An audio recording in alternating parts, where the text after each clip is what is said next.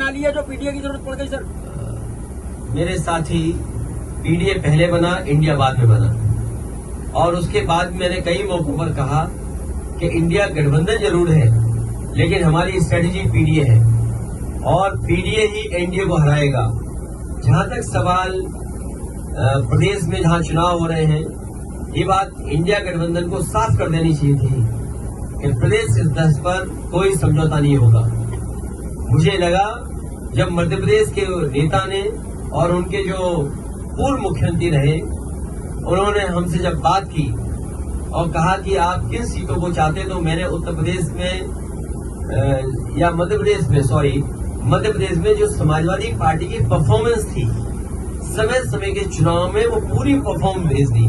और मैंने उनसे कहा कि मध्य प्रदेश में कभी हमारा इस हिस्से से विधायक बन गया, कभी उस हिस्से से विधायक बन गया, और हमारी पार्टी से कई बार कई विधायक बने जो आज दूसरे दल में भी चले गए, कांग्रेस में भी चले गए। और मैंने याद दिलाया कि जिस समय कांग्रेस को समर्थन की जरूरत थी, उसमें सबसे पहले समाजवादी पार्टी के विधायक ने समर्थन किया था और सरकार बनी थी। हम बीजेपी के खिलाफ हैं, और जिस समय भी कांग्रेस के नेताओं से बात हुई, उस समय मैंने कहा कि हम बीजेपी को हराना चाहते हैं, जो हमसे सहयोग लेना चाहो ले लो। और उस समय उन्होंने बैठक करके रात में 1 बजे बैठ करके, जिसमें हमारी पार्टी के एमएलसी रहे श्याम सुंदर जी, विधायक रहे दीपक, हमारे प्रदेश के अध्यक्ष, पार्टी के संगठन के डॉक्टर मनोज, इन लोगों ने बैठ करके कांग्रेस के वरिष्ठ नेता, दोनों पूर्व मुख्यमंत्रियों से बात की। उन्होंने रात के 1 बजे जब मीटिंग खत्म हुई, उन्होंने आश्वासन दिया कि 6 सीटें लगभग आपको दी जा सकती हैं, और वो खबर अखबार में भी छपी। मुझे भरोसा हो गया कि 6 नहीं, कम से कम 4 दे देंगे।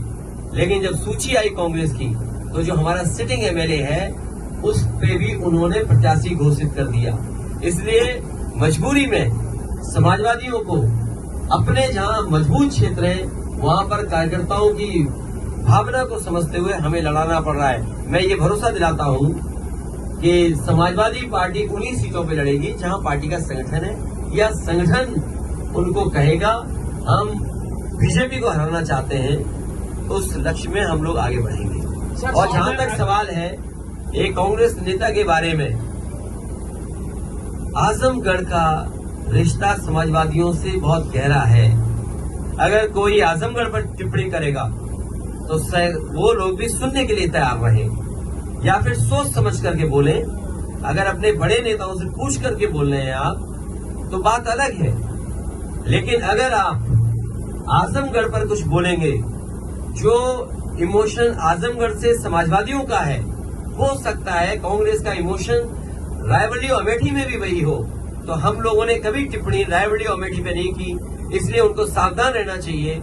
आजमगढ़ जैसी जगह पर उसी तरह के इमोशन का भाव है, इसलिए टिप्पणी करने से पहले बहुत सोचना चाहिए।